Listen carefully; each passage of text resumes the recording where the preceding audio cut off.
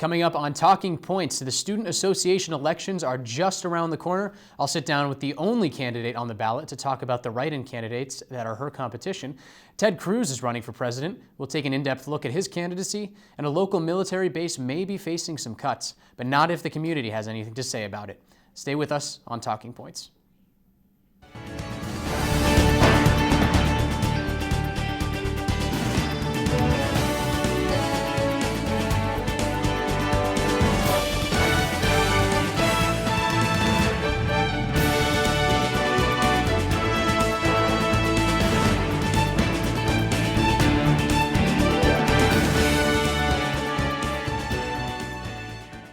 Good evening and welcome to Talking Points. I'm Darrow, your host. Before we get the conversation started, let's go over this week's top headlines.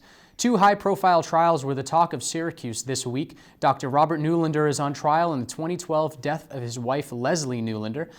Newlander's death was originally ruled as an accident from the slip in the shower, but in light of new evidence, prosecutors are saying that Robert killed his wife and then covered it up.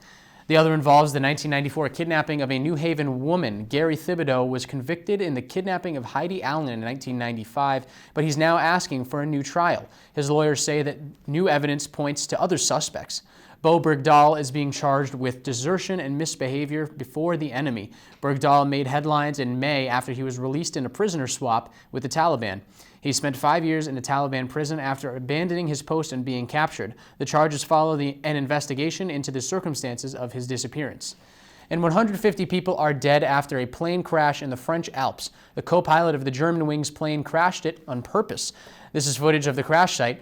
The passengers on the plane come from 18 countries and 3 were Americans. The French government has enlisted the FBI's help in investigating the crash.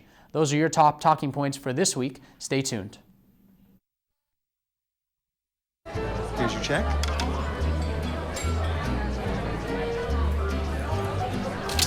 Oh, you got it. You know, since I got rid of my car, I really enjoy walking. Okay. God, no. Getting pulled over for buzz driving could cost you around $10,000 in fines, legal fees, and increased insurance rates. Oh, you're home early. You live with your mom? That'll set your game back a few years. Buzzed, busted, and broke. Because buzz driving is drunk driving. Huntington. Every proper bear knows that the right fit means everything. Especially when it comes to car seats. Oh, really? I just did what any bear would do. So know for sure that your child is in the right car seat for their age and size. I like it. To learn more, visit safercar.gov/the right seat. Oh, hello there. Oh. Where's that bear? Welcome back to Talking Points. There's only one candidate on the ballot for the upcoming Student Association presidential election. Aisha Sadat now joins me in studio. Aisha, good evening. Hi. So Aisha, give me just a very quick overview of your platform. So basically my platform has 2 pillars, support and safety. In terms of support, we're looking to provide a stronger support system for students on campus, whether they're on campus, off campus, international students, exchange students, transfer students. Then in terms of safety, we're hoping to enhance the overall safety of the campus environment as a whole, looking to address sexual assault and relation to violence on campus, as well as the overall DPS safety concerns that they have with the escort system. So, if you had one word to summarize your campaign, what would it be? When we saw President Obama run a couple years ago, it was hope. I guess it would probably be attainable in terms of all the goals that, or feasible in terms of all the goals that we're hoping to actually accomplish. I know through my experience and through Jane's experience and the people that we know involved in the administration, all of the goals we're hoping to accomplish are feasible, and we know that they are attainable.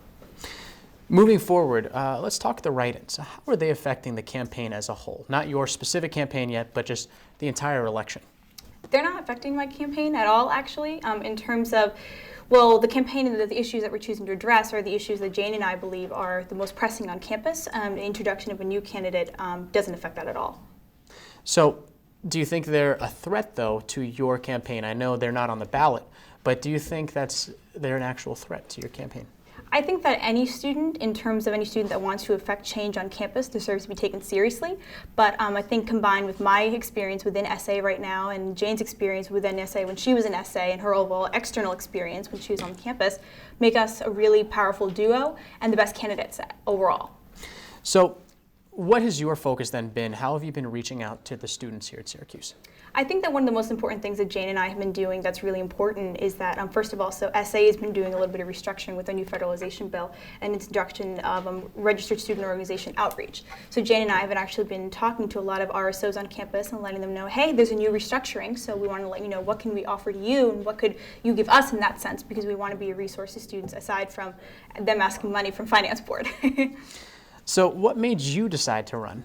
Go ahead. Tell me just about what was your decision making in this process. It's actually pretty funny. If you ask anyone in SA, they'll tell you that it took me a really long time to decide. So I know Boris's the 58th session is 3 semesters long. So I had 2 semesters to really think about it before I decided. But I think that through my experience within SA and in being the chair of the Student Life Committee, I've had the opportunity to impact a lot of change on campus, and that may have to do with the fact that we had 3 semesters to do work, but I've gotten to know a lot of administrators on campus, and I feel like with the goals that we're hoping to accomplish, if elected, I know I can get them done. I know every person that's involved in SA. I know who they work well with. I know who they don't work well with. I know who works well under stress, and I think those are really important qualities that a president needs to have in order to run an organization like SA. So I know this is forecasting well into the future. Say you are elected. Have you started to form any kind of cabinet yet? Have you thought about that yet? None at all. I mean, in terms of, well, like I said, so I know and I know that who works well together in that sense, and I know who has been taking on certain leadership positions, especially since I'm the chair of the Student Life Committee. I know who works well in my committee, but that's a decision that's going to happen between Jane and I, and we're going to sit down and talk about who do we think is best, whether we want to internally bring people in or want to bring people in from the outside, which is what Boris did. So, going to endorsements now for your campaign, have you been endorsed by any organizations on campus, any faculty, anything like that? Yeah, we've gotten a few endorsements actually through my sorority, Sigma Delta Tau, my boyfriend's fraternity, Phi Delta Theta, Link, which is Liberty in North Korea, a bunch of other organizations, and a few more are coming out soon as well.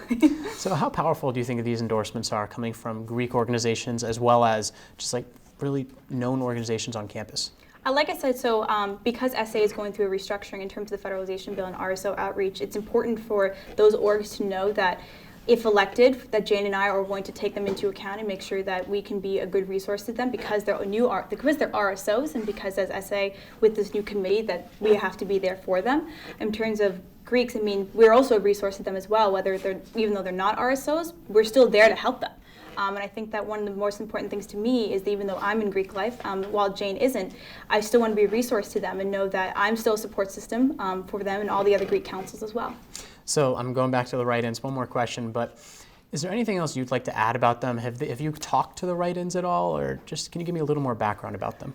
I've never met them, so I'm excited. I'm sure I will meet them at some point, but I do think it's impressive that they're running a write-in campaign. From what I've spoken to our SA advisor, and who's been here for a few years, and the director of student activities, who's my advisor, who even went to Syracuse, that's never really happened before. So this is really, really an exciting time it's an exciting election, for sure. Aisha, thanks so much for joining us tonight. Best of luck in the election. Thank you. And in other election news, the national presidential election of 2016 is quickly approaching, and Texas Senator Ted Cruz is the first major name to announce his candidacy. Talking Points correspondent Topher Lane tells us more about Cruz's story.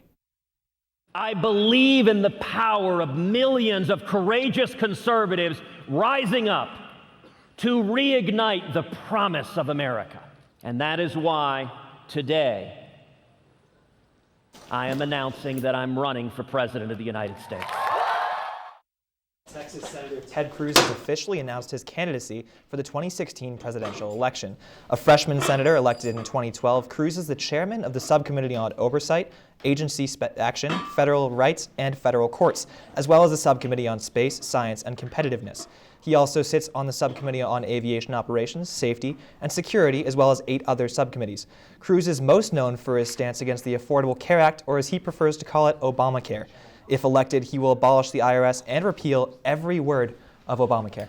So Topher, what was the theme of Ted Cruz's announcement? Well, he loved the word imagine. You could even text the word imagine to a number and you'd get subscribed to an email listserv and stuff like that. So he was really focusing on what could happen with America if it was under his control. If he was the President of the United States, what we could imagine seeing happen. So it was a very pensive speech in that sense, where we were able to really see what he thought he could do and what he hoped to achieve as the President of the United States. What happened in these 5 days since he's announced? Well, there's been a lot of interesting changes. His wife is deciding to change her course and leaving Goldman Sachs so she can help with the campaign, which leaves Cruz without health insurance. So he's actually had to subscribe to Obamacare, which is getting a lot of criticism within the first 5 days of his campaign. There's a website, tedcruz.com, routes you to a site that says support Barack Obama and don't repeal immigration. So help immigration happen. So it's a very interesting couple things that have happened that have made this ball roll, that have given a lot of criticism to Ted Cruz's campaign, and it's only a couple days in. So we're talking criticism. How far do you see Ted Cruz going in this election? Well, I think of him as one of the further right candidates. Obviously, no one has really announced their candidacy yet, but since he's so far to the right, I'm not sure if he can come out of the primaries, and if he does, that he could beat someone like Hillary Clinton, who is so beloved by the Democratic Party. So I wouldn't say that Cruz necessarily has the best shot. A lot of people are comparing him to Ronald Reagan and his campaign, though others are saying he's not as likable as Reagan was back in the 80s. So I think it's interesting. There's definitely some other candidates. We'll have to see who comes out with a campaign to really decide. But for now, I would say maybe he's a borderline candidate. Topher, thanks so much. Coming up after the break, we'll take a look at the fight for Fort Drum and the debate over modifying human DNA. Don't go away.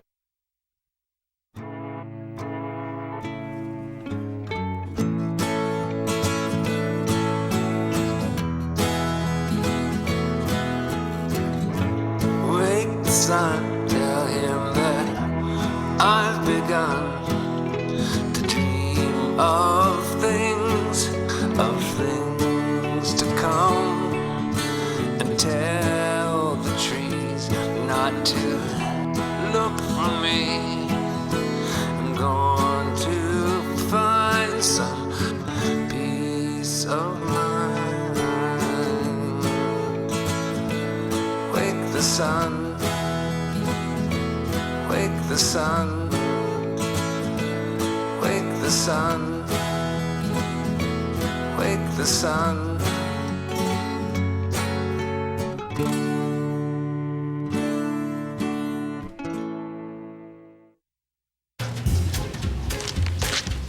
Really?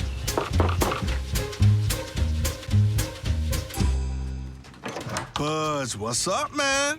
You left some leaves burning out here. Yeah, I just came in just for a second. Come on, man. If it's too hot to touch, it's too hot to leave. You could torch the whole neighborhood. It's a good point there, Smokey. 9 out of 10 wildfires are caused by humans. Only you can prevent wildfires.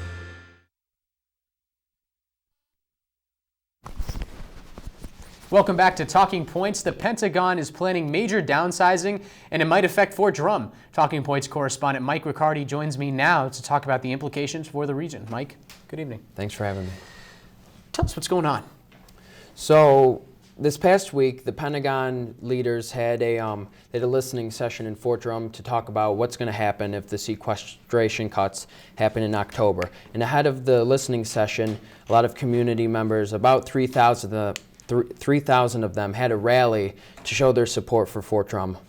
And along with this rally and of the support from the community, you had a lot of members of Congress coming out to support Fort Drum, including Senators Kirsten Gillibrand and Chuck Schumer, who worked alongside 4 Central New York Republican congressmen, Elise Stefanik, John Katko, Richard Hanna, and Chris Gibson. And something to note is Chuck Schumer spoke and said that Fort Drum is part of the very soul of the North Country, and as long as Chuck Schumer is in the Senate, it will remain so. And, you know, one of the big effects that's going to happen if these sequestration cuts do go through is, in a worst-case scenario, they may lose 16,000 of the soldiers and civilian employees that they do have in Fort Drum, and that's out of the 21,000, so that's like a 75% reduction. So you're talking a 75% reduction, but as a military base, how important is Fort Drum? I mean, Fort Drum is very important. In the community alone, it brings $1.8 billion. And if these cuts go through, they might lose 1.6 out of that $1.8 billion. So you're talking about massive impacts to the community, it's in the school districts, if they lose that much of their population.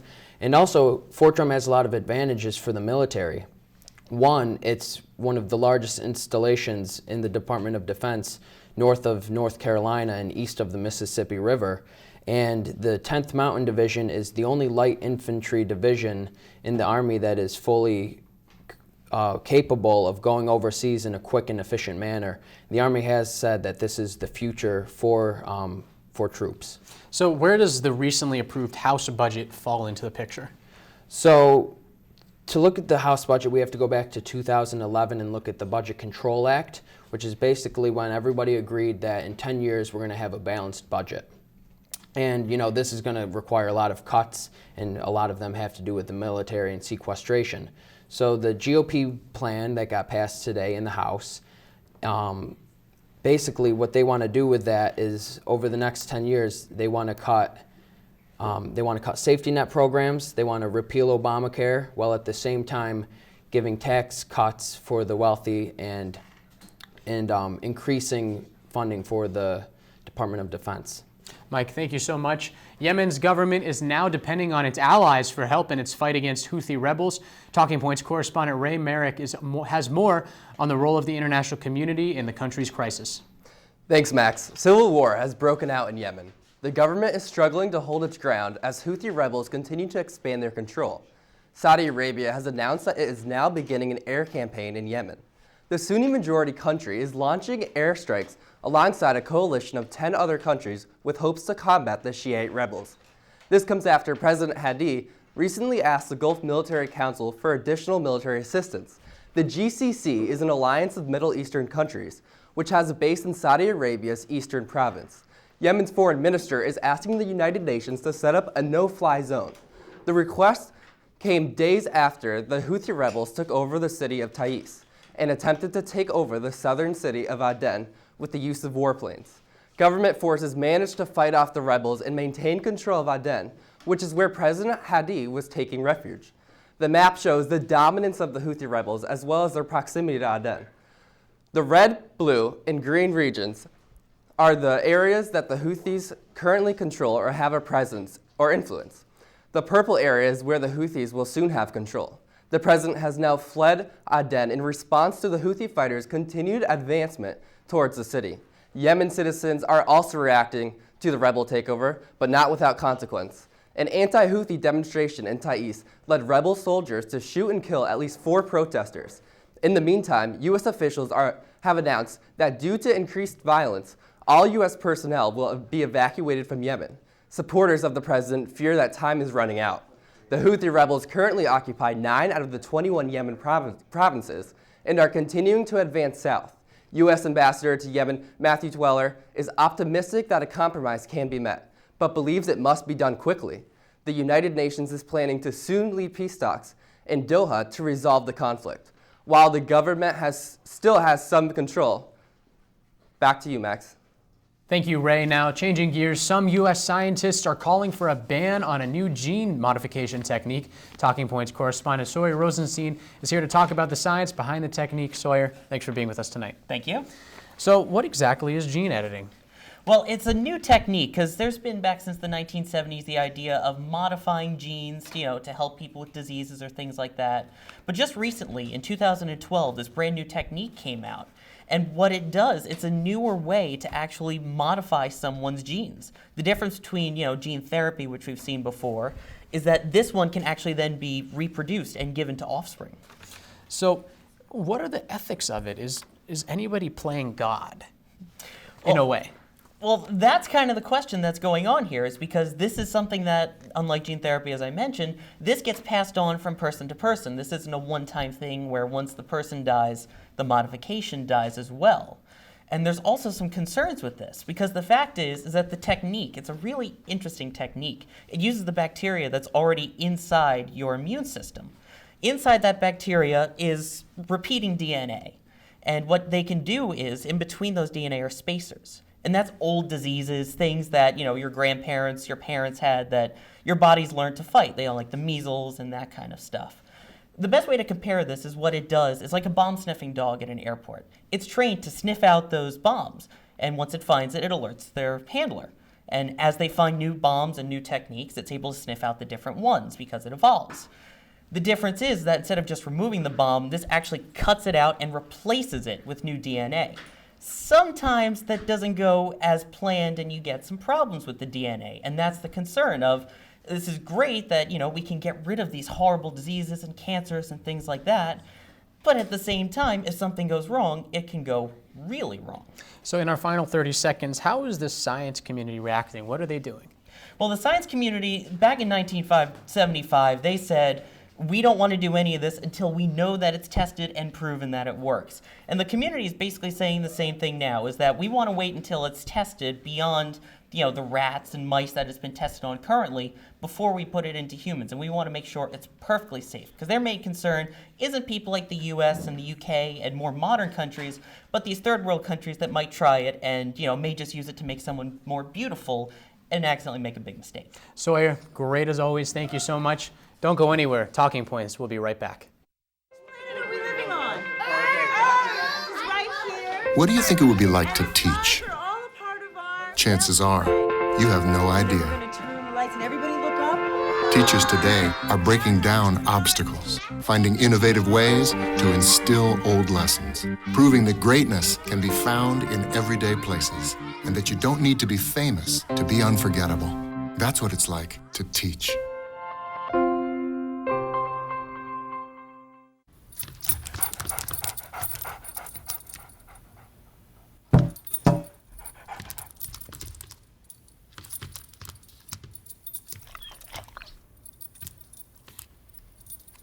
There's a shelter pet who wants to meet you.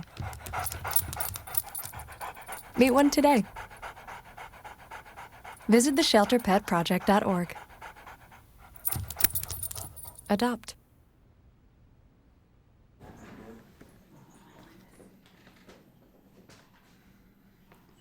The Affordable Care Act has been around for about 5 years now, and the Obama administration released a report about how the program is going.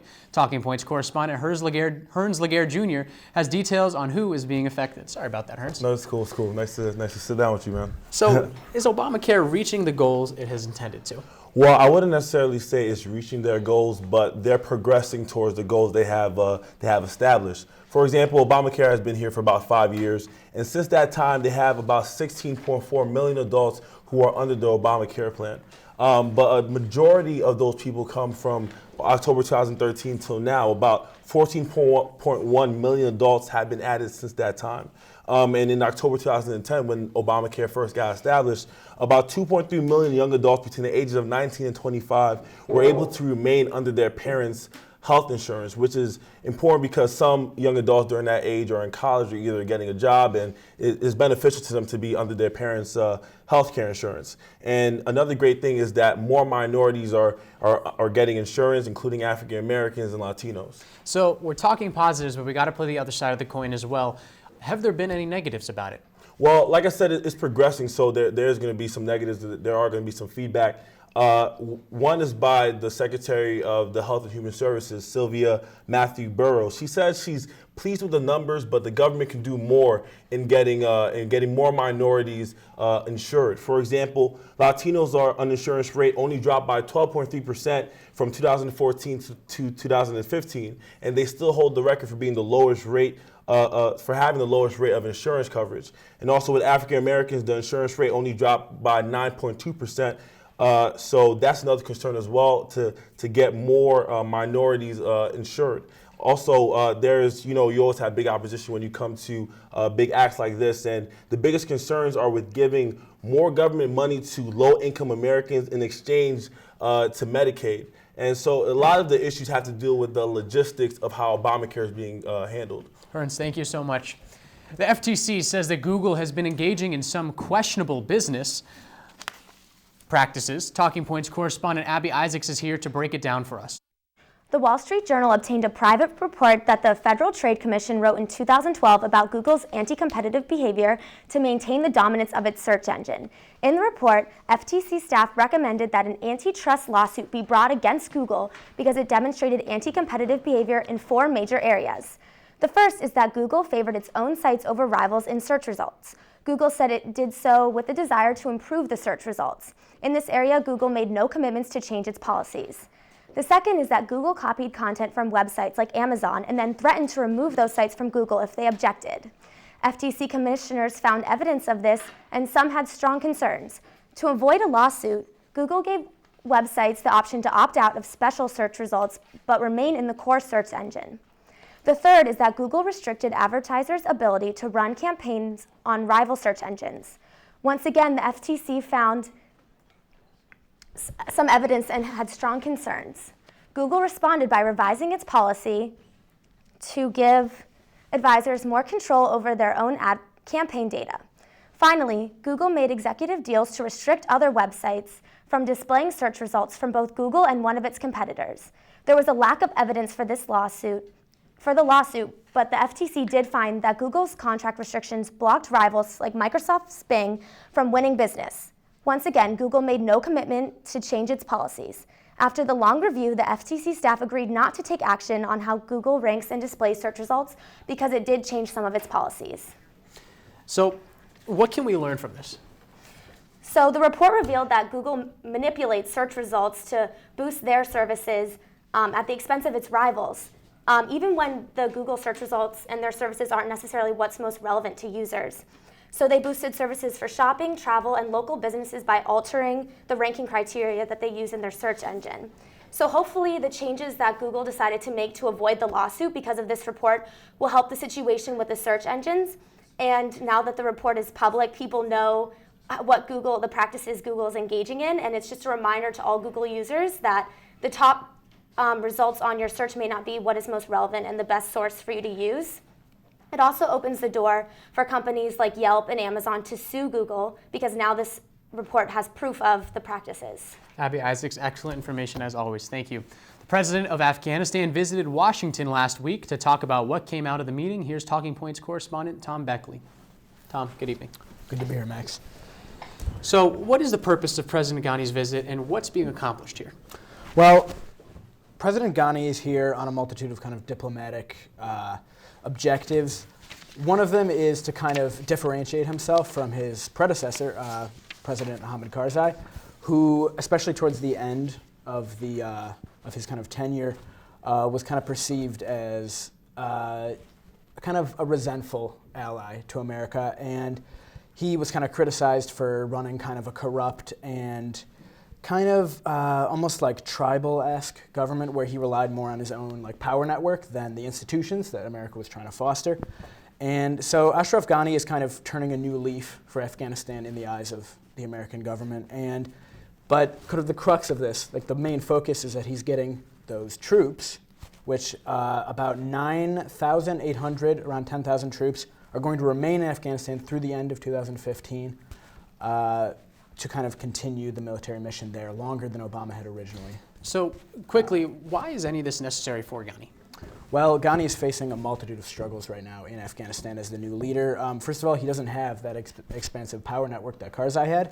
He's sharing power with his campaign rival, Abdullah, and he is facing a Taliban resurgence, and he is facing possible ISIS resurgence in the area, and it's just his regime is mired in corruption as well. Tom, thank you so much for being with us tonight. That's all the time we have for tonight. Thank you for watching Talking Points. Make sure to check us out on Facebook, Twitter. You can check out our blog for more Talking Points content. Don't forget to tune in to Citrus TV News live at 6 tomorrow night with Nick Cardona and Brian Chung. I'm Max Darrow. Have a great night, Syracuse.